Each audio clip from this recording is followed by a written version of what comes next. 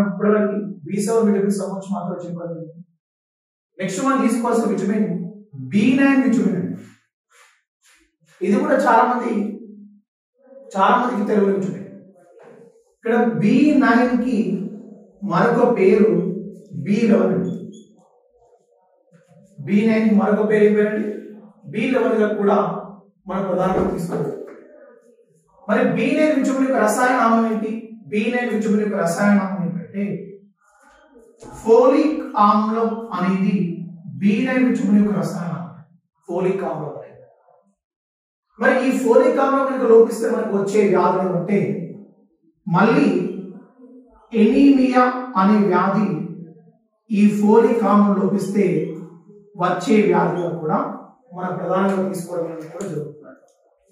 మరి ఎనీమియాను తెలుగులో ఏమని పిలుస్తున్నాం? రక్తహీనత అని కూడా మన ప్రధానంగా పిలవడం అనేది కూడా జరుగుతుంది. మీకు ఆల్రెడీ ఈ ఎనీమియా అనే వ్యాధి గురించి ఇదివరకు రావడం అనేది కూడా జరిగింది.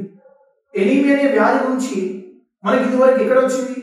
ఏ విటమిన్ దగ్గర మనకి ఎనీమియా వ్యాధి గురించి వచ్చిందంటే B6 విటమిన్ దగ్గర మనకి ఎనీమియా వ్యాధి రావడం జరిగింది. ఇప్పుడు చెప్పండి, ఎనీమియా అనే వ్యాధి పురుషులకు వస్తుందా స్త్రీలకు వస్తుందా అంటే స్త్రీలకి. ఏ స్త్రీలకు వస్తుంది?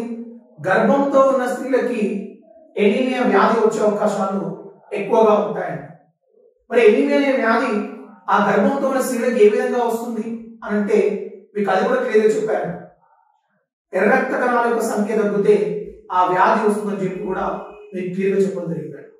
రేపు ఎగ్జామ్ అడుగుతాడు, ఏమని అడుగుతాడు? ఎనీమియా వ్యాధిని కలగజేసే విటమిన్లు ఏవి అంటాడు. ఎనీమియా వ్యాధిని కలగజేసే విటమిన్లు ఏవి అంటే B6 మరియు B9 విటమిన్ ఇక్కడ ఎనీమియా వ్యాధిని కలగజేసే విటమిన్ గా కూడా మనం ప్రధానంగా తీసుకోవడం అనేది జరుగుతుంది.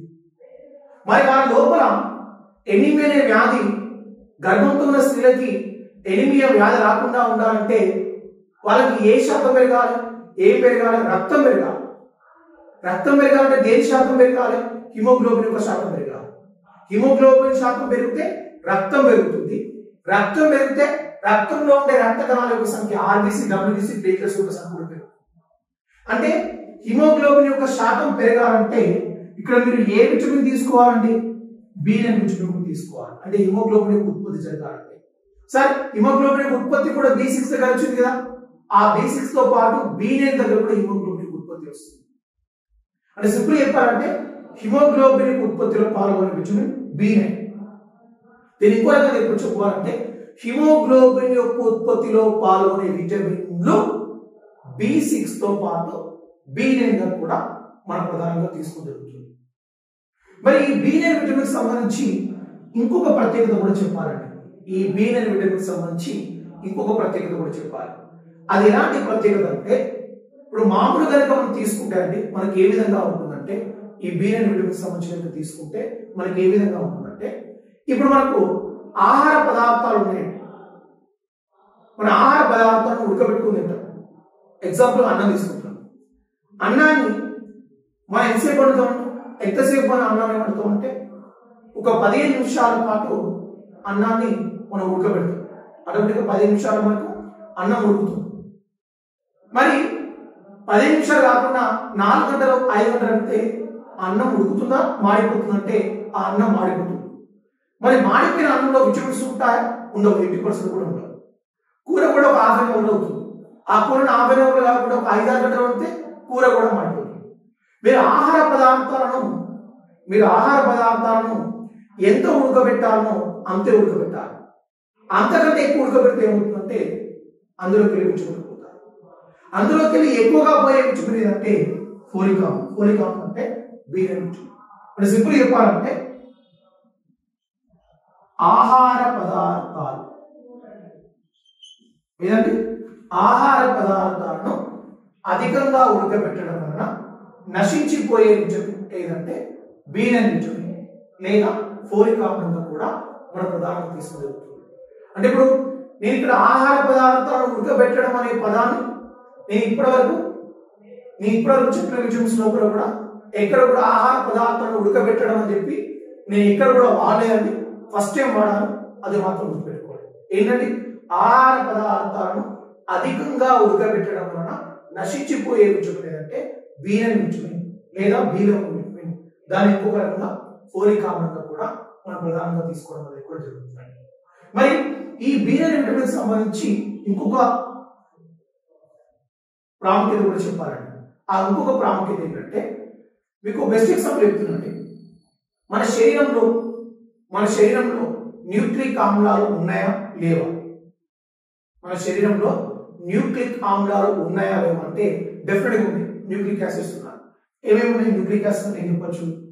డిఎన్ఏ మరియు ఆర్ఎన్ఏ కలుపుకొని న్యూక్లిక్ ఆమ్లాలు అని పిలుస్తారు. డిఎన్ఏ అంటే డిఆక్సిరైబోన్యూక్లిక్ యాసిడ్, ఆర్ఎన్ఏ అంటే రైబోన్యూక్లిక్ యాసిడ్. మరి ఇప్పుడు డిఎన్ఏ ఆర్ఎన్ఏ అనేవి మన బాడీ లోపల ఉన్నాయి. ఈ డిఎన్ఏ ఆర్ఎన్ఏ అనేవి మన బాడీ లోపల బాగా పనిచేయాలంటే మీరు ఏ విటమిన్ తీసుకుంటే అవి బాగా పనిచేస్తారంటే బీనైన్ విటమిన్ తీసుకుంటే అవి బాగా పనిచేస్తాయి. అంటే ఏం చెప్పొచ్చండి? డిఎన్ఏ ఆర్ఎన్ఏ కలుపుకొని ఏమని పిలుస్తారంటే న్యూక్లిక్ ఆమ్లాలని కూడా పిలవడం జరుగుతుంది. అంటే ఇప్పుడు ఏంటిది? ఈ డిఎన్ఏ ఆర్ఎన్ఏ ప్రధానంగా దేనికి వాడతారు? ఐడెంటిఫికేషన్ కోసం ఈ డిఎన్ఏ మరియు ఆర్ఎన్ఏ కూడా వాడడం అనేది కూడా జరుగుతుంది. దేనిని? ఐడెంటిఫికేషన్ కోసం ఈ డిఎన్ఏ మరియు ఆర్ఎన్ఏ కూడా వాడడం అనేది కూడా జరుగుతుంది. ఎగ్జాంపుల్ చెప్పాలంటే ఇప్పుడు మీరు ఈజీ గుర్తుపట్టాలంటే ఇప్పుడు ఒక తల్లి ఒక తండ్రి ఉన్నాడు. వాళ్ళ ఒక బిడ్డ ఉంది. ఆ బిడ్డ ఉన్న తర్వాత ఒక తండ్రి ఏమనంటే నా బిడ్డ కాదు అని చెప్పి ఆ తండ్రి అన్నాడు. ఆటోమేటిక్ ఆ తల్లి ఏమన్నది నీకు పుట్టిన బిడ్డనే కావాలని డిఎన్ఏ టెస్ట్ చేయండి అని అంటారు. అప్పుడు డిఎన్ఏ టెస్ట్ చేస్తే అప్పుడు బిడ్డ డిఎన్ఏ తల్లి డిఎన్ఏ రెండు మ్యాచ్ అయ్యింది. దేన్ని? రెండు మ్యాచ్ అయ్యాయి కాబట్టి అప్పుడు రిపోర్ట్ వస్తుంది నీకు పుట్టిన బిడ్డ అని చెప్పి రిపోర్ట్ వస్తుంది. దేని? అది ఐడెంటిఫికేషన్ కోసం డిఎన్ఏ ఉపయోగపడుతుంది. ఆర్ఎన్ఏ కంటే డిఎన్ఏ ఎక్కువ ఉపయోగపడుతుంది.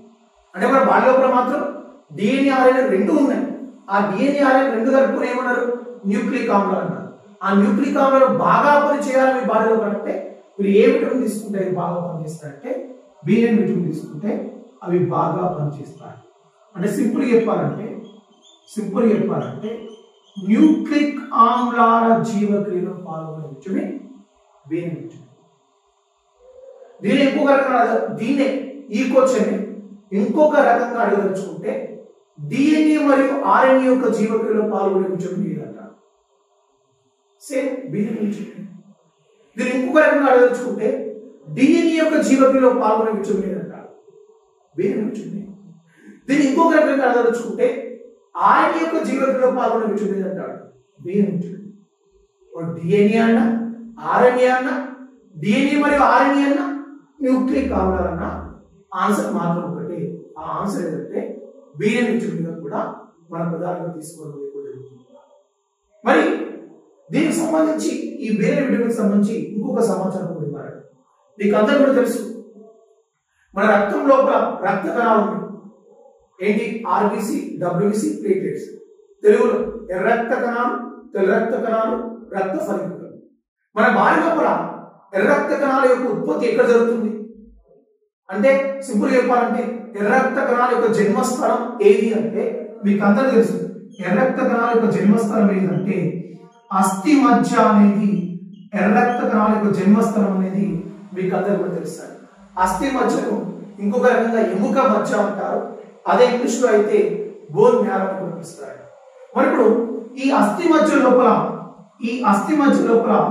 ఎర్ర రక్త కణాల ఉత్పత్తి జరగాలి. ఏదండి? అస్థి మజ్జ లోపల ఎర్ర రక్త కణాల ఉత్పత్తి జరగాలి. ఆ అస్థి మజ్జ లోపల ఎర్ర రక్త కణాల ఉత్పత్తి బాగా జరగాలంటే మీరు ఏ విటమిన్ తీసుకుంటే అది బాగా జరుగుతుందంటే బీనైన్ విటమిన్ తీసుకుంటే బాగా జరుగుతుంది. అంటే సింపుల్ చెప్పాలంటే ఈ బీనైన్ విటమిన్ యొక్క ఆర్థిక ప్రాముఖ్యతలో మనం తీసుకునేదంటే బీనైన్ విటమిన్ యొక్క ఆర్థిక ప్రాముఖ్యతలో తీసుకోవాల్సిన ఇంకొక పాయింట్ ఏంటంటే అస్థి మజ్జలోని ఎర్ర రక్త కణాల ఉత్పత్తిలో పాల్గొనే విటమిన్ బీనైన్ విటమిన్. అస్థి మజ్జలోని ఎర్ర రక్త కణాల యొక్క ఉత్పత్తిలో పాల్గొనే విటమిన్ బీనైన్ విటమిన్ కూడా మనం ప్రధానంగా తీసుకోవడం అనేది కూడా జరుగుతుంది. ఇది ఇక్కడ మొత్తం ఏ విటమిన్ కి సంబంధించి మాత్రమే మీకు క్లియర్ గా చెప్పారంటే బి9 విటమిన్ కి సంబంధించి మాత్రమే ఇక్కడ క్లియర్ గా చెప్పడం అనేది కూడా జరిగిందండి. ఇప్పుడు నెక్స్ట్ మనం తీసుకోవాల్సిన విటమిన్ ఏది అంటే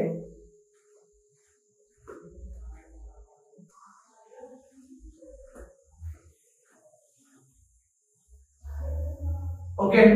ఇప్పుడు నెక్స్ట్ మనం తీసుకోవాల్సిన ఫైనల్ విటమిన్ ఏంటంటే B12 విటమిన్.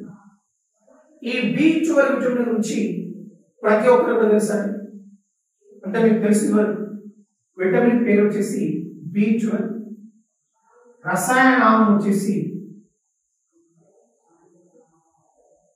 సైనకోబాలం.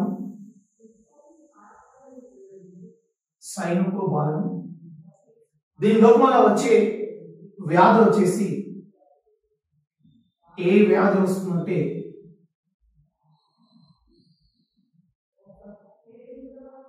పెర్నిషియస్ ఎనీమియా అనే వ్యాధి వస్తుంది. ఆ పెర్నిషియస్ ఎనీమియా అనే వ్యాధిని తెలుగులో హానికర రక్తహీనత అని కూడా పిలుస్తారు. మీరు 80% కూడా కన్ఫ్యూజ్ కావద్దండి. ఎనీమియా, ఓన్లీ ఎనీమియా అంటే తెలుగులో రక్తహీనత అండి. ఇక్కడ ఎనీమియా అని పిలుస్తున్నాను, పెర్నిషియస్ ఎనీమియా అని పిలుస్తున్నాను. పెర్నిషియస్ ఎనీమియా అంటే తెలుగులో హానికర రక్తహీనత. ఓకే అండి, మరోసారి చూడండి చెప్తున్నాను. విటమిన్ పేరు వచ్చేసి B12. B12 విటమిన్ యొక్క రసాయన నామం సైనకోబాలం. ఈ B12 విటమిన్ కనుక లోపిస్తే, సైనకోబాలం విటమిన్ కనుక లోపిస్తే మనకు వచ్చే వ్యాధి పెర్నిషియస్ ఎనీమియా. దాని తెలుగులో హానికర రక్తహీనత అని కూడా మనం ప్రధానంగా పిలుస్తున్నాం. మరి ఈ వ్యాధి కూడా ఎవరికి వస్తుందంటే, ఈ వ్యాధి కూడా ఎక్కువ ఎవరికి వస్తుందంటే స్త్రీలకు వస్తుంది. ఈ స్త్రీలకు కూడా ఎక్కువ ఏ స్త్రీలకు వస్తుందంటే ఇది కూడా గర్భిణీ స్త్రీలకు వచ్చే వ్యాధిగా కూడా మనం తీసుకుంటున్నాం. మరి ఈ పెర్నిషియస్ ఎనీమియా అనే వ్యాధి ఆ స్త్రీలకు ఏ విధంగా వస్తుందంటే హిమోగ్లోబిన్ యొక్క శాతం తగ్గితే వస్తుంది. చాలా ఇంపార్టెంట్. హిమోగ్లోబిన్ యొక్క శాతం తగ్గితే ఈ పెర్నిషియస్ ఎనీమియా అనే వ్యాధి ఆ గర్భిణీ స్త్రీలకు వచ్చే అవకాశం ఉంటాయి. మీరు 80% కన్ఫ్యూజ్ కావద్దండి. రేపు ఎగ్జామ్ అడుగుతాడు, ఏమడుగుతాడు, ఎర్ర రక్త కణాల యొక్క సంఖ్య తగ్గితే వచ్చే వ్యాధి ఏది అని అంటాడు. అప్పుడు మీరు గుడ్డిగా పెట్టవలసిన ఆప్షన్ ఏది? ఎనీమియా. ఇదే రకమైన క్వశ్చన్ ఇంకో రకం అడుగుతాడు ఈ విటమిన్స్ లోపల. ఇంకో రకం హిమోగ్లోబిన్ యొక్క శాతం తగ్గితే వచ్చే వ్యాధి. మీరు అప్పుడు ఏమేమి పెట్టారు గుర్తుపెట్టుకోండి. హిమోగ్లోబిన్ యొక్క శాతం తగ్గితే వచ్చే వ్యాధి అంటే పెర్నిషియస్ ఎనీమియా అనే వ్యాధి హిమోగ్లోబిన్ యొక్క శాతం తగ్గితే వచ్చే వ్యాధిగా కూడా మనం ప్రధానంగా తీసుకుంటాం. అంటే క్వశ్చన్ అడిగే విధానం వేరే గుర్తుపెట్టుకోండి. అందుకే మనం క్వశ్చన్ పేపర్లో క్వశ్చన్ చదివేటప్పుడు పర్ఫెక్ట్ చదవాలి. ఎర్ర రక్త కణాలు అడిగినా హిమోగ్లోబిన్ అడిగినా, ఎర్ర రక్త కణాలు అనేది అడిగితే మీరు ఏం పెట్టాలి? ఎనీమియా పెట్టాలి. హిమోగ్లోబిన్ మాత్రం అడిగితే ఏం పెట్టాలి? పెర్నిషియస్ ఎనీమియా పెట్టాలి. మన తెలుగులో ఏమన్నామండి? హానికర రక్తహీనతగా కూడా మనం ప్రధానంగా తీసుకుంటాం. మరి ఈ B12 సంబంధించి ఆర్థిక ప్రాముఖ్యతను తీసుకుంటే ఏ విధంగా ఉంటుంది అంటే చూడండి ఒకసారి. ఇప్పటివరకు నేను మూలకాల పేరు తీసుకొచ్చాను, మూలకాల ప్రస్తావన తీసుకొచ్చాను. ఇప్పటివరకు చెప్పిన విటమిన్లో మనకి ఎన్ని మూలకాలు వచ్చాయండి? 2 మూలకాల, ఒకే మూలకం అంటే ఒకటే మూలకం వచ్చింది. ఆ మూలకం ఏదండి? సల్ఫర్ వచ్చింది. సల్ఫర్ ఎక్కడ వచ్చింది? 2 విటమిన్ దగ్గర వచ్చింది. B1 దగ్గర వచ్చింది, B7 దగ్గర వచ్చింది. అంటే ఇప్పుడు మీరు ఏం చెప్పొచ్చండి? సల్ఫర్ అనే మూలకాన్ని కలిగిన విటమిన్లు ఏవి? B1, B7 అని మీరు చెప్పారు. మరి మళ్ళీ ఎక్కడైనా మూలకాల ప్రస్తావన వచ్చిందా? రాలేదు. కానీ ఈ విటమిన్ B12 మాత్రం ఒక మూలకం ఉంటుంది. ఆ విటమిన్ B12 ఉండే ఆ మూలకం పేరు ఏం పేరంటే కోబాల్ట్ అనే మూలకం. విటమిన్ B12 ఉండే మూలకంగా కూడా మనం ప్రధానంగా తీసుకుంటాం. ఏదండి? విటమిన్ B12 ఉండే మూలకం ఏదంటే కోబాల్ట్ అనే మూలకం అనేది విటమిన్ B12 ఉండే మూలకంగా కూడా మనం ప్రధానంగా తీసుకుంటాం. మీకు ఎగ్జామ్ పాయింట్ అడిగారండి, ఇది ప్రీవియస్ కానిస్టేబుల్ క్వశ్చన్. ఏమడి విటమిన్ B12 ఉండే మూలకం ఏదని చెప్పి మీకు ఆప్షన్ లో కోబాల్ట్ అని ఇవ్వలేదు, ఫార్ములా ఇచ్చాడు. ఏమి ఇచ్చారంటే ఆప్షన్ లో ABC ఆప్షన్ లో Cr+2 Mg+2 Ca+2 CO+2 ఇచ్చాడు. అప్పుడు మీరు గుర్తుపెట్టుకోవాల్సిన ఒకే ఆప్షన్ ఏంటి? మీకు ఈజీగా తెలుసు, సిఆర్ అంటే ఏంటిది క్రోమియం, ఇది కాదు. ఎంజీ అంటే ఏంటిది మెగ్నీషియం, ఇది కాదు. సిఏ అంటే ఏంటిది కాల్షియం, ఇది కాదు. సిఓ అంటే ఏంటంటే కోబాల్ట్. సింపుల్ అయిపోయింది. అంటే విటమిన్ బి12 లో ఉండే మూలకమైంది కోబాల్ట్. దీని ఫార్ములా CO+2 కూడా మనం ప్రధానంగా తీసుకోవడం జరుగుతుంది. అప్పుడప్పుడు మనకి ఏమి ఇస్తుందంటే ఫార్ములా కూడా ఇవ్వడం అనేది కూడా జరుగుతుంది. అందులో ఇలాంటి డౌట్ కూడా లేదు. మరి ఇప్పటి వరకు విటమిన్ బి12 సంబంధించి మాత్రమే ఇక్కడ మాట్లాడుతున్నాను. నేను దేని గురించి కూడా మాట్లాడలేదు. మరి ఇప్పుడు చూడండి, విటమిన్ బి12 అనేది మన శరీరంలో ఉంటుందనే విషయం తెలుసు. ప్రతి విటమిన్ మన శరీరంలో ఉంటుందని. మీరు ఇక్కడ ఏ విటమిన్ అయినా సరే మీరు బయట నుంచి తీసుకోవాల్సిందే, అందులో ఎలాంటి డౌట్ లేదు. కానీ ఒక విటమిన్ మాత్రం నీ పుట్టుకతో పాటు నీతో పాటే పుడుతుంది. నీతో పాటే ఒక విటమిన్ పుడుతుంది, వేరే ఏ విటమిన్ కూడా పుట్టదు. ఏ విటమిన్ మీరు తీసుకోవాలన్నా అన్ని బయట తీసుకోవాలి. కానీ నువ్వు ఎప్పుడైతే జన్మిస్తావో నీతో పాటు ఒక విటమిన్ నీతో పాటే పుడుతుంది. ఆ పుట్టే విటమిన్ ఏంటంటే ఈ బి12 విటమిన్ అంటే ఒకటే ఒక విటమిన్. అంటే ఇప్పుడు ఏంటంటే మానవ యొక్క శరీరంలో ఉండే ఏకైక విటమిన్ బి12. ఆ విటమిన్ బి12 అనేది మన శరీరంలో ఎక్కడ నిల్వ చేయబడుతుందంటే, అవునండి, మన శరీరంలో ఉండే ఏకైక విటమిన్ బి12 అని చెప్తున్నాను. ఆ బి12 అనేది మన శరీరంలో ఎక్కడ ఉంటుంది, ఏ భాగంలో ఉంటుంది, గుండెలో ఉంటుందా, మూత్రపిండంలో ఉంటుందా, లేకపోతే కాలేయంలో ఉంటుందంటే కాలేయంలో నిల్వ చేయబడి ఉండే విటమిన్ గా కూడా ఆ బి12 ని మనం ప్రధానంగా తీసుకోవడం అనేది కూడా జరుగుతుందండి. అందులో ఎలాంటి డౌట్ కూడా లేదండి. మరి ఈ బి12 సంబంధించి ఇంకొక ముఖ్యమైన సమాచారం చెప్పాను. ఏంటంటే మీకు ఇదివరకు చెప్పాను. ఏమని చెప్పారంటే, మామూలుగా మనం చేతులు అడుక్కోకుండా అన్నం తింటే, మీరు చేతులు అడుక్కోకుండా అన్నం తింటారు. ఈ చేతుల ద్వారా రకరకాల పనులు చేస్తారని చెప్పారు. గోక్కోవడం కానివ్వండి, మీరు వేరే వస్తువులు ముట్టుకోవడం కానివ్వండి, చేయడం వల్ల ఏమవుతుంది, చేతులు కానీ సూక్ష్మజీవులు అనుకుంటారు. ఇప్పుడు ఈ చేతులు అడుక్కోకుండా మీరు అన్నదానం వల్ల ఈ అన్నం అంటే చేతులు కూడా సూక్ష్మజీవులు అన్నాన్ని కట్టుకుంటాయి. అన్నంతో పాటు సూక్ష్మజీవులు బాడ దగ్గరకు పోతాయని చెప్పారు. ఆ అన్నంతో పాటు సూక్ష్మజీవులు బాడ దగ్గరికి వెళ్ళగానే మీకు ఏమైనా అవుతుందంటే ఏం కాదని కూడా చెప్పారు. ఎందుకు, మీ కడుపులో కూడా ఒక బ్యాక్టీరియా ఉంటుందని చెప్పారు. ఏ బ్యాక్టీరియా చెప్పారండి, ఇచ్చెరిషియా కోలి అనే బ్యాక్టీరియా ఉంటుందని మీకు ఇదివరకు చెప్పారు. ఆ ఇచ్చెరిషియా కోలి అనే బ్యాక్టీరియా ఏం చేస్తుంది, మీరు తీసుకున్న ఆహార పదార్థంతో చుట్టూ ఉన్న సూక్ష్మజీవులను చంపేసి మీ ఆహారాన్ని జీర్ణం చేయడంలో ఈ కోలి అనే బ్యాక్టీరియా సహాయపడుతుంది చెప్పారు. ఆ ఈ కోలి అనే బ్యాక్టీరియా బాగా పనిచేయాలంటే మీరు ఏ విటమిన్ తీసుకోవాలని చెప్పారండి, అక్కడ కే విటమిన్ తీసుకోవాలని చెప్పారు. మరి కేతో పాటు ఇంకొక విటమిన్ తీసుకోవాలి, అదే బి12 విటమిన్.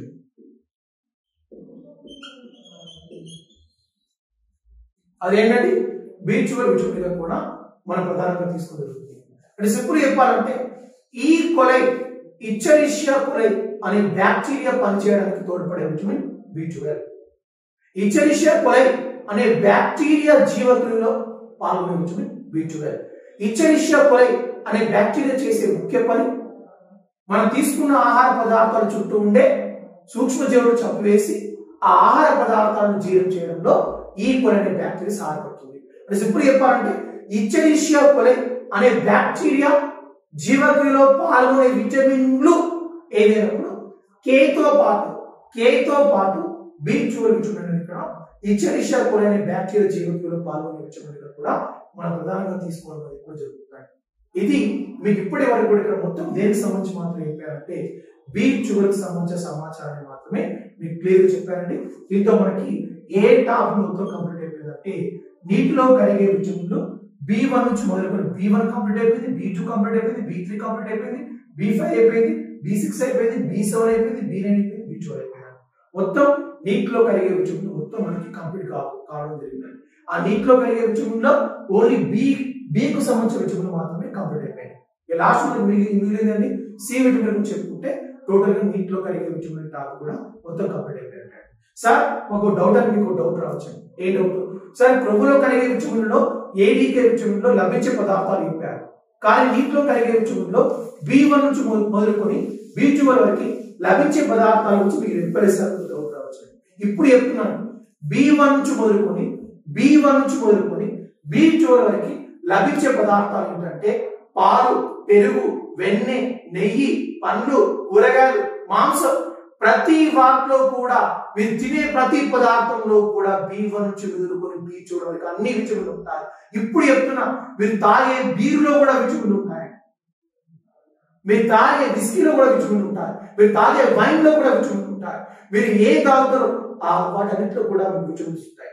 కావాలంటే మీరు బీర్ కొనుక్కున్నప్పుడు ఆ బీర్ పైన ఒక స్టిక్కర్ ఉంటుంది, ఆ స్టిక్కర్ పైన రాసి ఉంటుంది B1, B3, B5, B9 ఇలా రాసుకుని చూడండి. కావాలి మీరు తాగే బీర్లో కూడా విటమిన్లు ఉంటాయంటే ప్రతి దానిలో కూడా B1 నుంచి మొదలుకొని B12 వరకు అన్ని విటమిన్స్ ఉంటాయండి. అందుకే నేను ఇక్కడ ఆ B1 నుంచి మొదలుకొని B12 వరకు లభించే పదార్థాల గురించి నేను చెప్పలేదు, ఎందుకంటే ప్రతి దాంట్లో కూడా B1 నుంచి మొదలుకొని B12 వరకు అన్ని ఉంటాయి కాబట్టి అక్కడ నేను 80% కూడా చెప్పడం అనేది కూడా జరగలేదు. ఇది మీ దేనికి సంబంధించి అంటే నీటిలో కలిగే విటమిన్స్ సంబంధించి B విటమిన్ మనకు కంప్లీట్ అయిపోయిందండి. ఇప్పుడు నెక్స్ట్ దాని తర్వాత C విటమిన్ గురించి మనం చెప్పుకున్నాం. మన నీటిలో కలిగే విటమిన్లో మనకి B విటమిన్ కంప్లీట్ అయిపోయింది. B తర్వాత నెక్స్ట్ మనం తీసుకోవాల్సిన విటమిన్ అంటే C విటమిన్. చూడండి కదా, విటమిన్ పేరు వచ్చేసి C విటమిన్ యొక్క రసాయనం వచ్చేసి ఏంటంటే ఆస్కార్బిక్ ఆమ్లం లేదా సిట్రిక్ ఆమ్లంగా కూడా మనం ప్రధానంగా తీసుకోవడం జరుగుతుంది. చూడండి సరే, విటమిన్ పేరు వచ్చేసి C విటమిన్ యొక్క రసాయనం ఆస్కార్బిక్ ఆమ్లం లేదా సిట్రిక్ ఆమ్లం కూడా మన ప్రధానంగా తెలుస్తుంది. కొంచెం C విటమిన్ లోపిస్తే మనకు ఏ వ్యాధులు వస్తాయంటే, C విటమిన్ లోపిస్తే మనకు వచ్చే వ్యాధులు ఏమంటే స్కర్వీ అనే వ్యాధి C విటమిన్ లోపల వచ్చే వ్యాధిగా కూడా మన ప్రధానంగా తీసుకుంటాం. మరి ఈ స్కర్వీ అనే వ్యాధి కనుక వస్తే మనకు ప్రధానంగా కనిపించే లక్షణాలు అనేవి ఏ విధంగా ఉంటాయంటే, ఇప్పుడు ఈ స్కర్వీ అనే వ్యాధి కనుక వస్తే మనకి ఏమవుతుందంటే, మనకు చిగుళ్ళనే కానీ పండ్లు, ఈ పండ్ల చుట్టూ మనకు చిగుళ్ళనే ఉంటాయి, చిగుళ్ళు, ఈ చిగుళ్ళ వెంబడి రక్తస్రావం జరుగుతుంది. మనకి అప్పుడప్పుడు చిగుళ్ళ నుంచి రక్తస్రావం జరుగుతుంది. మీకు తెలుసు, మీరు జామకాయ తిన్నప్పుడు ఆ జామకాయకు రక్తం అంటుకుంటుంది, అది ఎక్కడి నుంచి చిగుళ్ళ నుంచి అడుగుతుంది. మీరు చూడండి ఇక్కడ, అంటే ఆ చిగుళ్ళ వెంబడి రక్తస్రావం జరుగుతుంది. అది ఏ వ్యాధి యొక్క ముఖ్య లక్షణం? స్కర్వీ అనేది చిగుళ్ళు అంటే స్కర్వీ అనే వ్యాధి యొక్క ముఖ్య లక్షణం చిగుళ్ళలో రక్తస్రావం జరగడం. ఆ వ్యాధి యొక్క ముఖ్య లక్షణంగా కూడా మనం ప్రధానంగా తీసుకోవడం అనేది ఎక్కువ జరుగుతుంది. మరి ఎందుకు ఆ చిగుళ్ళ రక్తస్రావం జరిగింది అంటే, మీరు C విటమిన్ ని తీసుకోకపోవడం వల్లనే మీకు స్కర్వీ అనే వ్యాధి వచ్చి ఆ చిగుళ్ళలో రక్తస్రావం జరిగింది. మరి మీరు చిగుళ్ళలో అంటే స్కర్వీ అనే వ్యాధి రాకుండా ఉండాలంటే మీరు ఏం తీసుకోవాలి? C విటమిన్ తీసుకోవాలి. మరి C విటమిన్ లభించే పదార్థాలు ఏంటి? ఆర్థిక ప్రాముఖ్యత రాయాలి. C విటమిన్ లభించే పదార్థాలు సిట్రస్ జాతి ఫలాల్లో C విటమిన్ పుష్కలంగా లభిస్తుంది. మరి సిట్రస్ జాతి ఫలాలు అంటే ఏంటంటే ఉసిరి, బత్తాయి, నిమ్మ వంటి ఫలాలను ఏమని పిలుస్తారంటే సిట్రస్ జాతి ఫలాలని కూడా పిలుస్తారు. మరి ఈ C విటమిన్ సిట్రస్ జాతి ఫలాలతో పాటు ఇంకా ఎందులో ఎక్కువ లభిస్తుందంటే జామ మరియు టమాటాలో కూడా C విటమిన్ అనేది పుష్కలంగా లభించడం అనేది కూడా జరుగుతుంది. ఇప్పుడు C విటమిన్ అనేది ఎక్కువగా సిట్రస్ జాతి ఫలాలతో పాటు జామ మరియు టమాటాలు కూడా C విటమిన్ అనేది పుష్కలంగా లభించడం అనేది కూడా జరుగుతుంది. మీరు ఆ C విటమిన్ కనుక లభించే పదార్థాలలో C విటమిన్ ఉంటుంది కాబట్టి అవి తీసుకుంటే మీకు 80% కూడా C విటమిన్ ఉండి స్కర్వీ వ్యాధి రాకుండా చేయడం అనేది కూడా జరుగుతుంది. మరి ఈ C విటమిన్ తీసుకోవడం వల్ల నీకు ఏమైనా ఉపయోగాలు ఉన్నాయంటే ఉన్నాయండి. అవేంటంటే, ఎవరైతే క్యాన్సర్ పేషెంట్స్ ఉన్నారో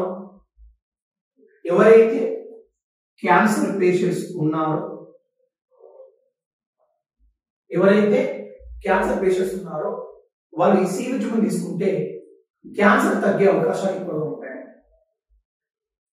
అంటే 80%, 95% తగ్గే అవకాశం ఉంటాయా? లేదు, 5% మాత్రమే తగ్గే అవకాశాలు ఉంటాయి ఈ C విటమిన్ తీసుకుంటే. అంటే కొన్ని రోజులు ఎక్కువ క్యాన్సర్ పేషెంట్స్ కొన్ని రోజులు ఎక్కువ బ్రతికే అవకాశాలు ఉంటాయి.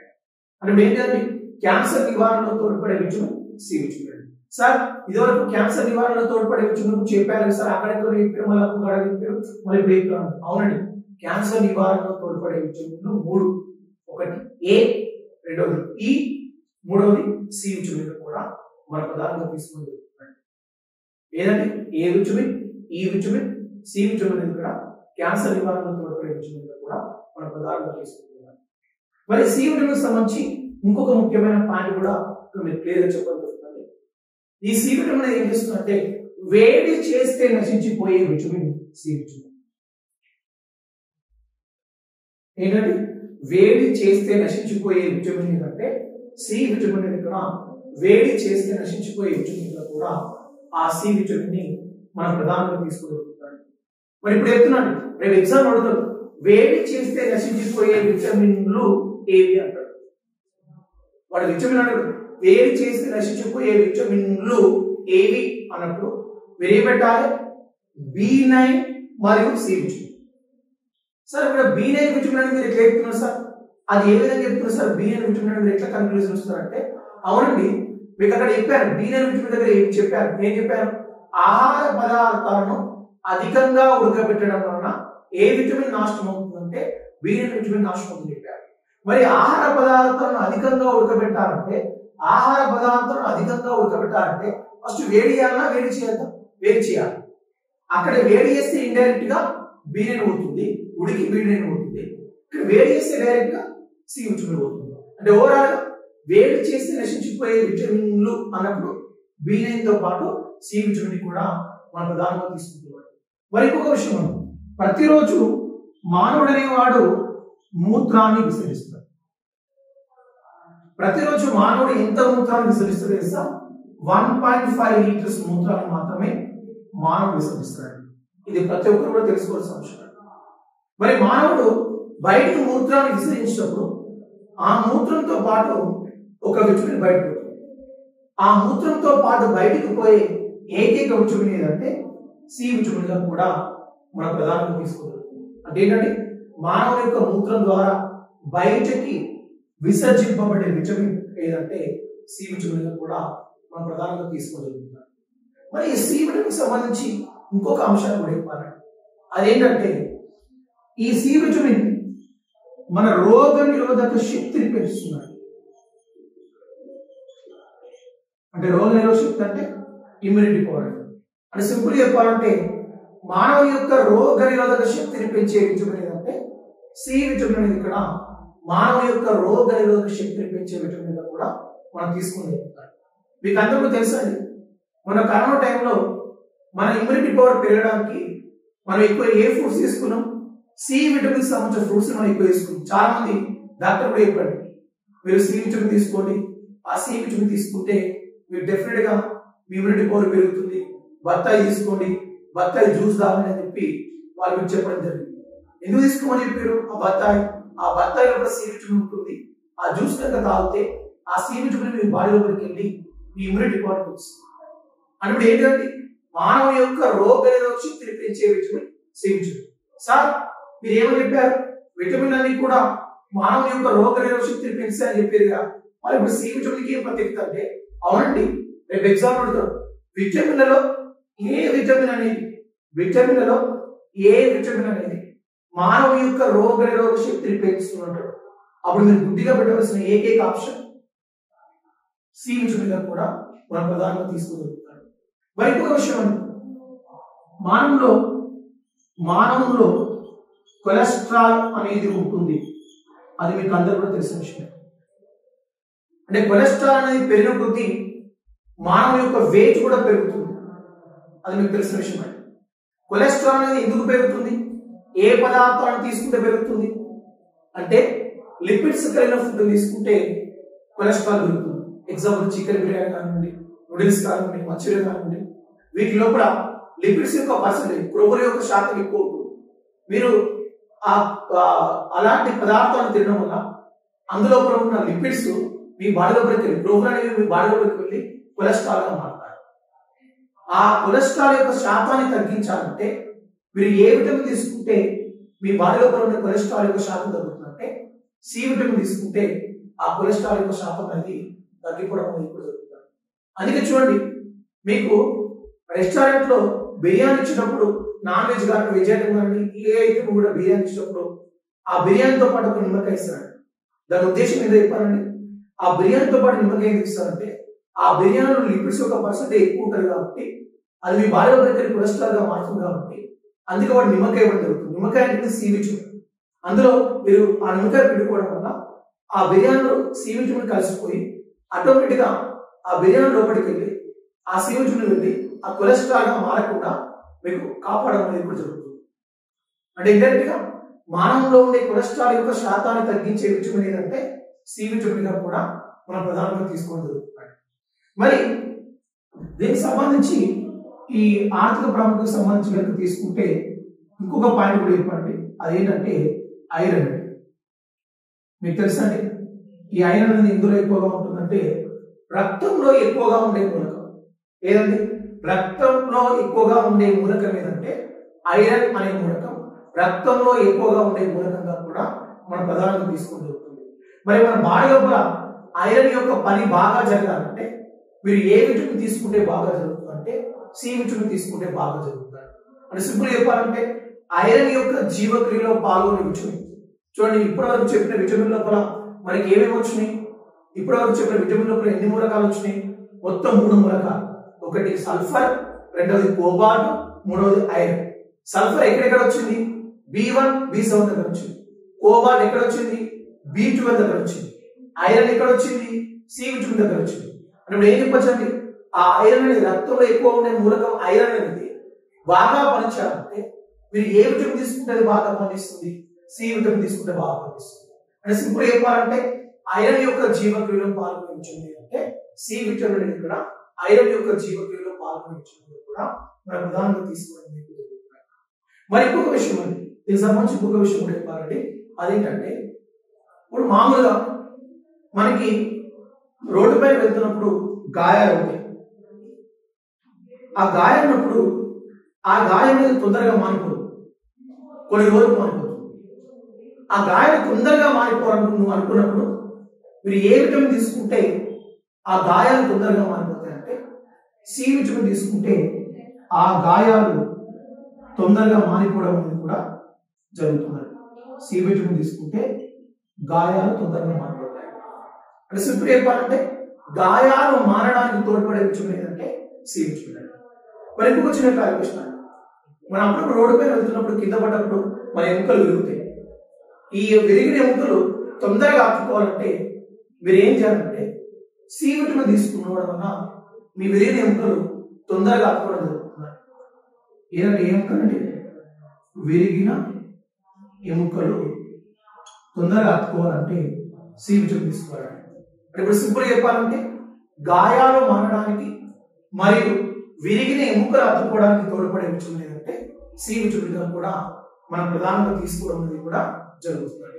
మరి ఇంకొక చిన్న క్లారిఫికేషన్, ఇప్పుడు మన దంతాలు అనేవి గట్టిగా ఉంటాయా మెత్తగా ఉంటాయా, మన ఎముకలు అనేవి గట్టిగా ఉంటాయా మెత్తగా ఉంటాయా అంటే గట్టిగా ఉంటాయి. దంతాలు గట్టిగా ఉంటాయి, ఎముకలు కూడా గట్టిగా ఉంటాయి. మరి ఎముకలు గట్టిగా ఉండడానికి ప్రధానమైన కారణం ఏంటండి, కాల్షియం. ఎముకల్లో కాల్షియం అనేది ఉంటుంది కాబట్టి ఎముకల్లో కాల్షియం అనేది ఉంటుంది కాబట్టి ఎముకలు గట్టిగా ఉంటాయి. మరి దంతాలు కూడా గట్టిగా ఉండడానికి కారణం ఏంటి, దంతాల్లో కూడా కాల్షియం అనేది ఉంటుంది కాబట్టి దంతాలు గట్టిగా ఉంటాయని చాలా మంది అభ్యర్థులు చెప్తారండి. అది వెరీ వెరీ రాంగ్ ఆన్సర్. ఎముకలు గట్టిగా ఉండడానికి కారణం కాల్షియం కరెక్టే, కానీ దంతాలు అనేవి గట్టిగా ఉండడానికి కారణం, దంతాలు అనేవి గట్టిగా ఉండడానికి కారణం ఏంటంటే డెంటిన్ అనే పదార్థం దంతాల లోపల ఉంటుంది. ఏంటంటే దంతాలు అనేవి గట్టిగా ఉండడానికి ప్రధానమైన కారణం ఏంటి, ఆ డెంటిన్ అనే పదార్థం దంతాల లోపల ఉంటుంది కాబట్టి ఆ దంతాలు అనేవి గట్టిగా ఉండడానికి ప్రధానమైనది కూడా మనం తీసుకుంటాం. మరి ఈ దంతాలు గట్టిగా ఉండడానికి ప్రధానమైన కారణం డెంటిన్ అని చెప్తున్నాం. ఈ డెంటిన్ అనే పదార్థం మన దంతాల లోపల బాగా ఏర్పడాలంటే మీరు ఏ విటమిన్ తీసుకుంటే అది బాగా ఏర్పడుతుందంటే సి విటమిన్ తీసుకుంటే అది బాగా ఏర్పడుతుంది. అంటే ఇప్పుడు సింపుల్ చెప్పాలంటే దంతాల లోపల డెంటిన్ అనే పదార్థం ఏర్పడడానికి అవసరమయ్యే విటమిన్ ఏంటంటే సి విటమిన్ కూడా మన ప్రధానంగా తీసుకోవడం జరుగుతుంది. మరి మన రక్తంలో ఒక ప్రోటీన్ ఉంటుందండి. మన రక్తంలో ఉండే ప్రోటీన్ పేరంటే కొల్లాజెన్ అని కూడా నేను చెప్పడం జరుగుతుంది. మన రక్తంలో ఒక ప్రోటీన్ ఉంటుంది. మన రక్తంలో ఉండే ప్రోటీన్ ఏంటంటే కొల్లాజెన్ అనే ప్రోటీన్. మన రక్తంలో ఉండే ప్రోటీన్ గా కూడా మనం తీసుకోవడం జరుగుతుంది. ఆ కొల్లాజెన్ అనే ప్రోటీన్ ఏం చేస్తుందంటే రక్తాన్ని శుభ్రపరచడంలో ఆ కొల్లాజెన్ అనే ప్రోటీన్ సహాయపడుతుంది. మరి ఈ కొల్లాజెన్ అనే ప్రోటీన్ మన బాడీ లోపల బాగా పనిచేయాలంటే మీరు ఏ విటమిన్ తీసుకుంటే ఆ ప్రోటీన్ బాగా పనిచేస్తుందంటే సి విటమిన్ తీసుకుంటే ఆ ప్రోటీన్ అనేది బాగా పనిచేస్తుంది. అంటే సింపుల్ చెప్పాలంటే కొల్లాజెన్ అనే ప్రోటీన్ జీవక్రియలు అంటే పనిచేయడానికి మనం జీవక్రియ కొల్లాజెన్ అనే ప్రోటీన్ జీవక్రియలో పాల్గొంటే సి విటమిన్ కూడా మన ప్రధానంగా తీసుకోవడం జరుగుతుంది. ఇది నేను చెప్పిన ఇవన్నీ అంశాలు కూడా దేనికి సంబంధించినవి అంటే సి విటమిన్ కి సంబంధించిన ప్రధాన అంశాలను కూడా మనం ప్రధానంగా తీసుకోవడం కూడా జరుగుతుంది. మరి దీనిపైన మనకు గత ఎస్ఐలో అంటే గత ప్రీవియస్ క్వశ్చన్ పేపర్ నుండి పరిశీలిస్తే ఎస్ఐ లోపల దీనిపైన కొన్ని క్వశ్చన్స్ అడిగారు. ఏమడిగారంటే మీకు ఆప్షన్స్ కూడా ఇస్తానండి, 4 ఆప్షన్స్ కూడా ఇస్తాను. ఏంటంటే ఫస్ట్ ఆప్షన్ వచ్చేసి మూత్రం, సెకండ్ ఆప్షన్ వచ్చేసి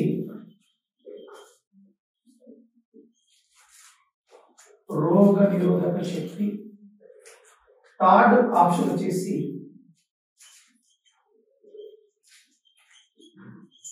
కొలెస్ట్రాల్, ఫోర్త్ ఆప్షన్ వచ్చేసి కాల్షియం. ఈ 4 ఆప్షన్ ఇచ్చారు. వాడు ఎగ్జామ్ అడిగిన వచ్చారు. ఈ క్రింది వాటిలో సి విటమిన్ కి సంబంధం లేని అంశం ఏది అన్నాడు. సంబంధించిన అంశం కాదు, సంబంధం లేని అంశం ఏదని అడిగాడు. ఈ క్రింది వాటిలో సి విటమిన్ కి సంబంధం లేని అంశం ఏదని అడిగాడు. మూత్రంతో పాటు సి విటమిన్ సంబంధం ఉంది, ఓకే ఇది కరెక్ట్. రోగ నిరోధక శక్తిని పెంచే విటమిన్ సి విటమిన్, ఇది కరెక్ట్. కొలెస్ట్రాల్ యొక్క శాతం తగ్గించే విటమిన్ సి విటమిన్ కరెక్ట్. మానవ యొక్క మూత్రం ద్వారా బయటకు పోయే విటమిన్ సి విటమిన్, ఇది కరెక్ట్. మరి కాల్షియం అనేది మధ్య సంబంధం అనేది ఆన్సర్ వచ్చేసి డి ఆప్షన్ అనేది ఇక్కడ కరెక్ట్ ఆన్సర్. అంటే మీకు సంబంధం ఇవన్నీ కూడా ఇళ్ళకెళ్ళి వాడు ఇవ్వడం జరిగింది. ఇది పాయింట్ కూడా ఈ ఆర్థిక ప్రాముఖ్యతలో ఇవన్నీ కూడా మనకి ఇంపార్టెంట్. మనకి సంబంధం ఉన్న అంశాలు అనేవి తెలిస్తే సంబంధం లేని అంశాలు కూడా మీకు ఈజీగా తెలుస్తాయి. దీంతో మనకి ఏ విటమిన్ అనేది కంప్లీట్ అయిపోయిందంటే సి విటమిన్ అనేది కంప్లీట్ అయిపోయింది. అంటే మొత్తంగా తీసుకుంటే మనం నీటిలో కలిగే విటమిన్ గురించి, బి విటమిన్ గురించి చెప్పారు, సి విటమిన్ గురించి చెప్పారు. అంటే ఓవరాల్ గా మొత్తం మనకి ఏ టాపిక్ కంప్లీట్ అయిపోయింది, విటమిన్లు అనే టాపిక్ మొత్తం కంప్లీట్ కావడం అనేది కూడా జరిగింది. డెఫినెట్ గా దీనిపైన కూడా కంపల్సరీ 1 మార్క్ రావడానికి కూడా ఎక్కువ ఆస్కారం ఉండడం అనేది కూడా జరుగుతుంది. ఓకే అండి, ఇప్పుడు మనం విటమిన్లకు సంబంధించి కొన్ని ముఖ్యమైన అంశాలు చూద్దామండి.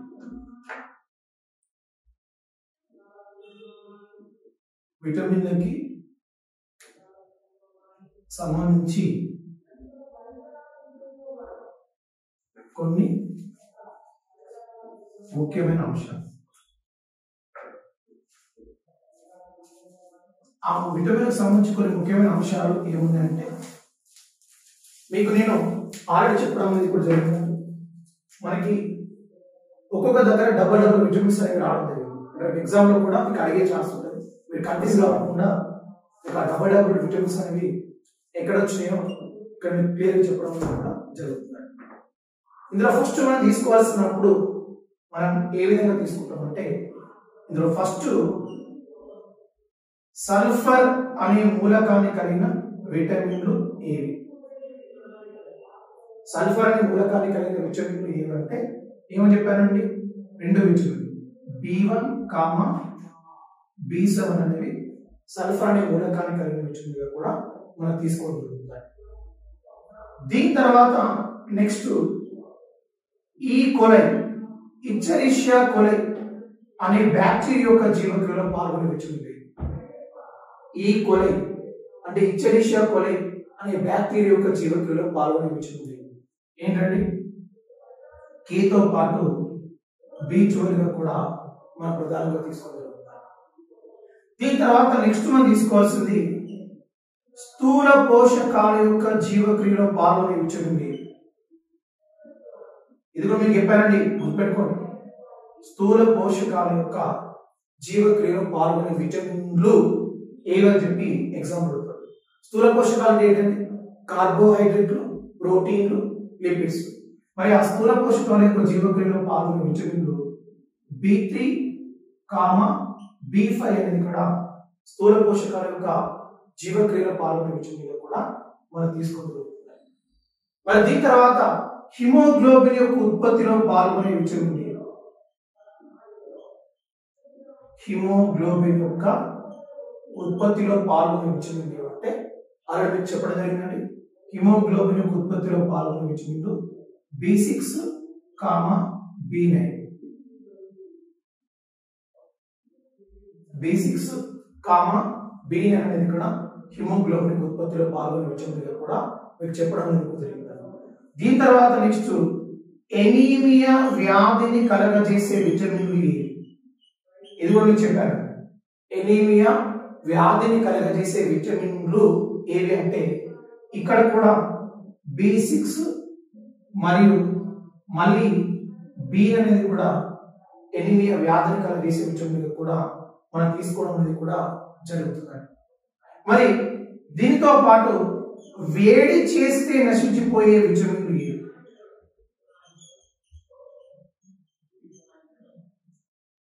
ఏంటండి? వేడి చేస్తే నశించిపోయే విటమిన్లు ఏవంటే ఆల్రెడీ చెప్పడం జరిగిందండి. ఏంటంటే సి మరియు B9 అనేది వేడి చేస్తే నశించిపోయే విటమిన్లుగా కూడా మీకు క్లియర్గా అక్కడ కూడా చెప్పడం అనేది జరిగింది. మరి ఇప్పుడు దీని తర్వాత నెక్స్ట్ మనం తీసుకోవాల్సింది ఏదంటే క్యాన్సర్ నిరోధకంగా పనిచేసే విటమిన్లు ఏవి అంటారు. క్యాన్సర్ నిరోధకంగా పనిచేసే విటమిన్లు ఏమంటే ఏ మరియు సి విటమిన్ అనేవి ఇక్కడ క్యాన్సర్ నిరోధకంగా పనిచేసే విటమిన్లుగా కూడా ఏ మరియు సి విటమిన్లు కూడా మనం ప్రధానంగా తీసుకోవడం అనేది కూడా జరుగుతుంది. మరి అదే విధంగా రక్తం గడ్డ కట్టడానికి తోడ్పడే విటమిన్లు ఏవి?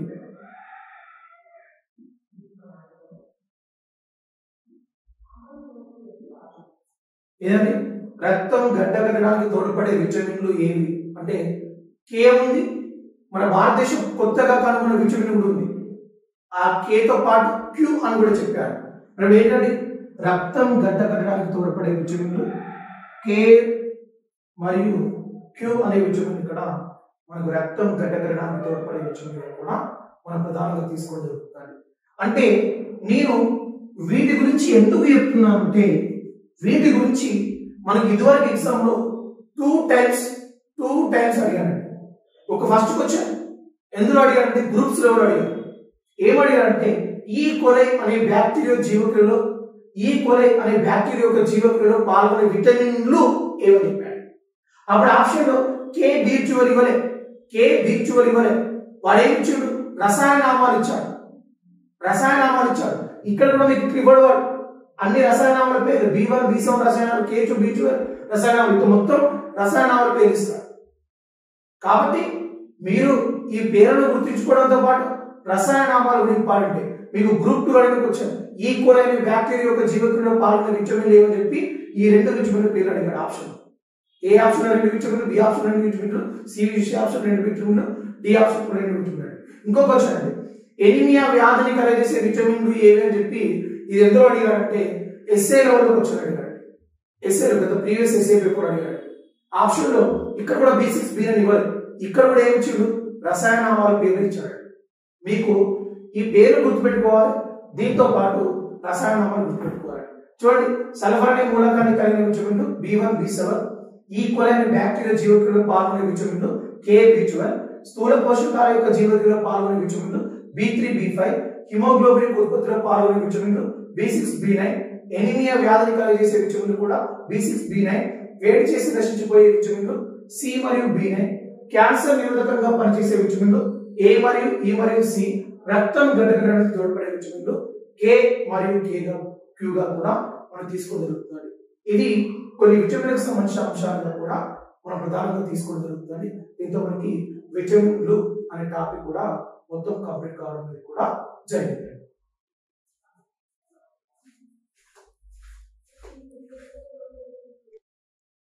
ఓకే, దీంతో మనకు విటమిన్ అనే టాపిక్ మొత్తం కంప్లీట్ అయిపోయిందంటే అంటే పోషణ అనే టాపిక్ మొత్తం కంప్లీట్ కావడం జరుగుతుంది. ఇక మన పోషణ అనే టాపిక్ లో కూడా ఒక టాపిక్ బ్యాలెన్స్ ఉందండి.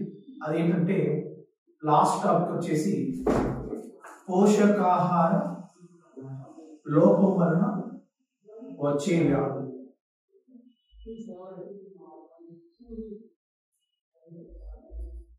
ఏంటంటే పోషకాహార లోపం వలన వచ్చే వ్యాధులు. మరి ఈ పోషకాహార లోపం వలన మనకు ఏ వ్యాధులు వస్తాయి, ఏ వ్యాధులు ఈ పోషకాహార లోపం వలన వచ్చే అవకాశాలు ఉన్నాయంటే మొత్తం మనకి పోషకాహార లోపం వలన వచ్చే వ్యాధులు మొత్తం మనకి 3 రకాలుగా ఉంటాయి.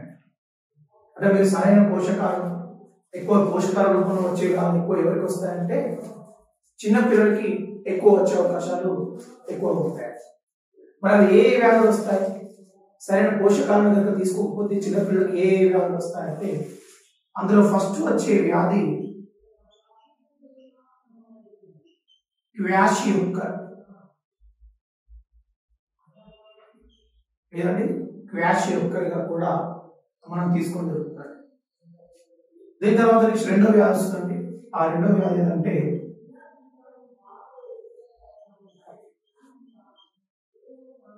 మెరాస్మిస్. నెక్స్ట్ మూడో వ్యాధి అంటే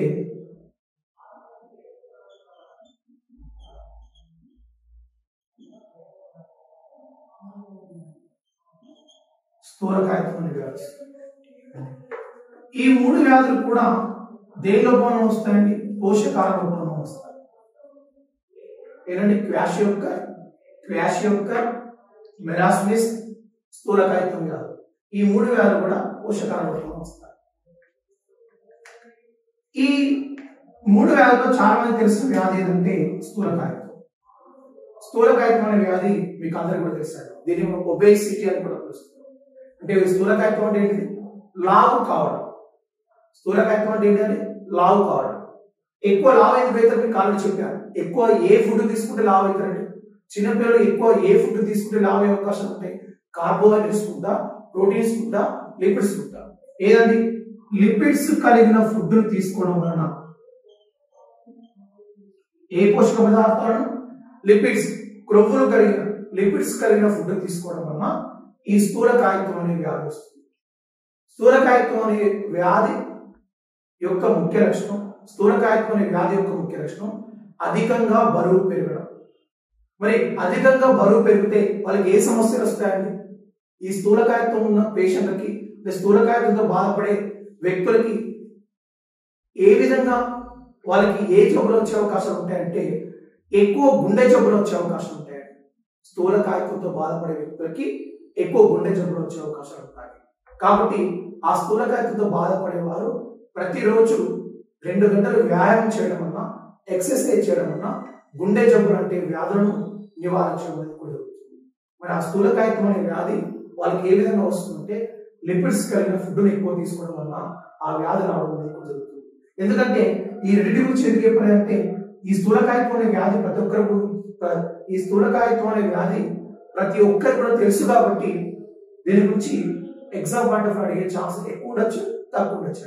సరే అండి, ఇప్పుడు తెలియని వాటి గురించి చెప్తానండి. ఫస్ట్ క్వాషియోకర్ గురించి చెప్తానండి, తర్వాత మెరాస్మిస్ గురించి చెప్తాను. మరి క్వాషియోకర్ అనే వ్యాధి ఎవరికి వస్తుంది? చిన్నపిల్లలకు వస్తుంది. మెరాస్మిస్ అనే వ్యాధి ఎవరికి వస్తుంది? చిన్నపిల్లలకు వస్తుంది. మరి క్వాషియోకర్ అనే వ్యాధి చిన్నపిల్లలకి దేని లోపం వలన వస్తుందంటే ప్రోటీన్ల లోపం వలన వస్తుంది. దేని లోపం వలన? ప్రోటీన్ల లోపం వలన ఈ వ్యాధి వచ్చే అవకాశాలు ఉంటాయి.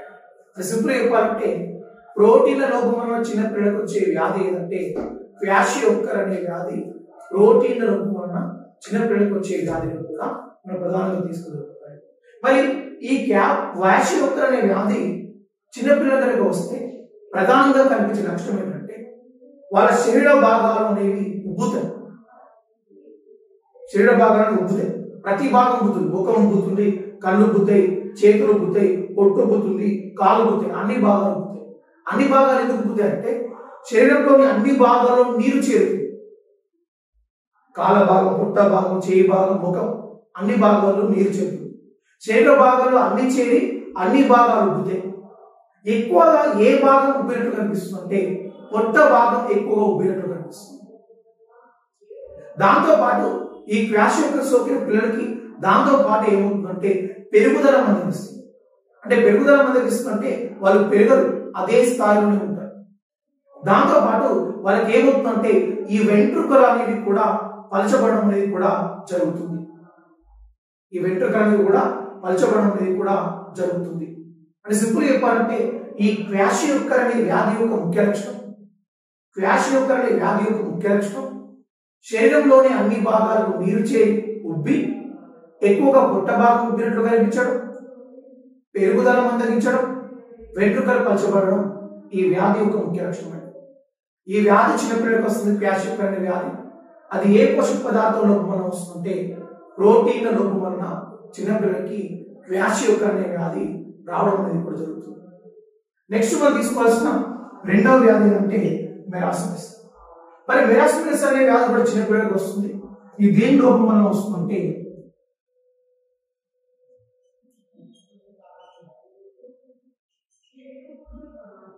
కార్బోహైడ్రేట్లు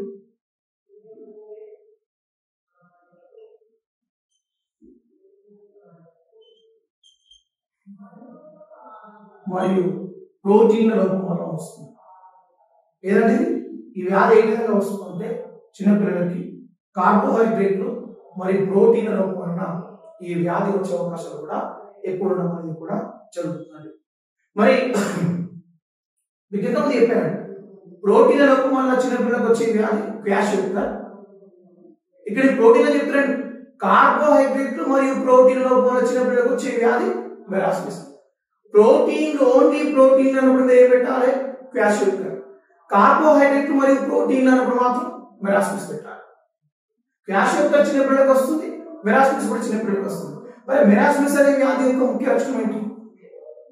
మెరాస్మస్ అనే వ్యాధి యొక్క ముఖ్య లక్షణం ఏంటి అంటే వీళ్ళు బలహీనంగా మారిపోతారు. బలహీనంగా మారుతుంటే బక్క చిక్కిపోతారు. బక్క చిక్కిపోయి వాళ్ళకి ఏమవుతారంటే వాళ్ళకి పక్క టెంకలు అనేది కనిపిస్తాయి. అక్కడ వాళ్ళు ఏమవుతారు? క్వాషియోకర్ దగ్గర ఏమవుతారు? ఉబ్బుతారు, అంటే లావైతారు. ఇక్కడ ఏమవుతారు? బక్క చిక్కిపోతారు. అక్కడ ఉబ్బుతారు, ఇక్కడ సన్నబడడం జరుగుతుంది. అక్కడ ఉబ్బి ఏ భాగం ఎక్కువ కనిపిస్తుంది? పొట్ట భాగం ఎక్కువ కనిపిస్తుంది. ఇక్కడ ఏం కనిపిస్తుంది? ప్రక్క టెంకలు కనిపిస్తాయి. అక్కడ పెరుగుదల మందగిస్తుంది, ఇక్కడ పెరుగుదల మందగిస్తుంది. అక్కడ వెంట్రుకలు పలచబడతాయి, ఇక్కడ కూడా వెంట్రుకలు పలచబడతాయి. అంటే సింపుల్ చెప్పాలంటే మెరాస్మస్ అనే వ్యాధి చిన్నపిల్లలకు వస్తుంది. ఈ వ్యాధి కార్బోహైడ్రేట్ మరియు ప్రోటీన్ రూపంలో వస్తుంది. ఈ వ్యాధి యొక్క ముఖ్య లక్షణం బలహీనంగా మారి ప్రక్క టెంకలు పైకి కనిపించడం, పెరుగుదల మందగించడం, వెంట్రుకలు పలచబడడం అనేది ఈ మెరాస్మస్ అనే వ్యాధి యొక్క ముఖ్య లక్షణం కూడా మనం ప్రధానంగా తీసుకుంటాం. ఇది ఇక్కడ మొత్తం దేనికి సంబంధించిందంటే ఈ మూడు కూడా నేను చెప్పిన ఈ మూడు వ్యాధులు కూడా దేనిలో మనం వచ్చే వ్యాధులు అంటే పోషకాహార లోపం వల్ల వచ్చే వ్యాధులు అండి. చెప్పండి, పోషకాహార లోపం వల్ల వచ్చే వ్యాధి మొత్తం ఏంటి? మూడు. ఏంటి? క్వాషియోకర్, మెరాస్మస్, స్థూలకాయత్వం. క్వాషియోకర్ అనే వ్యాధి ప్రోటీన్ లోపం వల్ల చిన్నపిల్లలకు వస్తుంది. ఆ వ్యాధి యొక్క ముఖ్య లక్షణం శరీర భాగాలు నీరు చేరి ఉబ్బి ఎక్కువగా పొట్ట భాగం ఉబ్బినట్లు కనిపించడం, పెరుగుదల మందగించడం, వెంట్రుకలు పలచబడడం. నెక్స్ట్ రెండవ వ్యాధి ఏది? మెరాస్మస్. ఈ వ్యాధి చిన్నపిల్లలకు కార్బోహైడ్రేట్లు మరియు ప్రోటీన్ లోపంలో వస్తుంది. ఈ వ్యాధి యొక్క ముఖ్య లక్షణం బలహీనంగా మారి ప్రక్క టెంకలు పైకి కనిపించడం మరియు వెంట్రుకలు పలచబడడం, పెరుగుదల మందగించడం ఈ వ్యాధి యొక్క ముఖ్య లక్షణం. స్థూలకాయత్వం అనే వ్యాధి లిపిడ్స్ కలిగిన ఆహార పదార్థాలు తీసుకోవడం వలన ఈ వ్యాధి వస్తుంది. ఈ వ్యాధి యొక్క ముఖ్య లక్షణం అధికంగా బరువు పెరగడం. ఈ వ్యాధి వచ్చిన వారికి గుండె జబ్బులు ఎక్కువ వచ్చే అవకాశం ఉంటాయి. ప్రతిరోజు వ్యాయామం చేయడం వల్ల ఈ వ్యాధి వచ్చిన వ్యక్తులు గుండె జబ్బులను నివారించడం అనేది కూడా జరుగుతుందండి. అంటే ఇప్పటివరకు మీ పోషకాల లోపల వచ్చే వ్యాధులకు సంబంధించి మాత్రం చెప్పారండి. దీంతో మనకి ఏ టాపిక్ మొత్తం కంప్లీట్ అయిపోయిందంటే పోషణ అనే టాపిక్ మొత్తం కంప్లీట్ అయిపోయింది. అందులో విటమిన్ అనే టాపిక్ మొత్తం కంప్లీట్ అయిపోయిందండి. మనకు కార్బోహైడ్రేట్లు, ప్రోటీన్లు, లిపిడ్స్, ఖనిజ లవణాలు ఈ 4 గురించి చెప్పుకుంటే మనకి 4 గురించి ఎక్కడ ఎక్కున్నామంటే ఫస్ట్ మనం ఇంపార్టెంట్ టాపిక్స్ లోకి వెళ్దాం. విటమిన్ అనే టాపిక్ కంపల్సరీ మార్క్ కాబట్టి ఖచ్చితంగా అడుగుతారు కాబట్టి అది మీకు చెప్పాను. దీని తర్వాత ఈ మిగతా 4 రకాల పోషక పదార్థాల గురించి మన లాస్ట్ క్లాస్ లో మనం క్లియర్ చెప్పడం జరుగుతుంది. ఫస్ట్ మీరు ఇది చూసుకోవాలండి. దీంతో మనకి ఏ టాపిక్ కంప్లీట్ అయిపోయింది? పోషణ అనే టాపిక్ ఫస్ట్ చాప్టర్ కంప్లీట్ కావడం కూడా జరిగిందని మిగతా 4 గురించి మీకు లాస్ట్ చెప్పడం అనేది కూడా జరుగుతుందండి.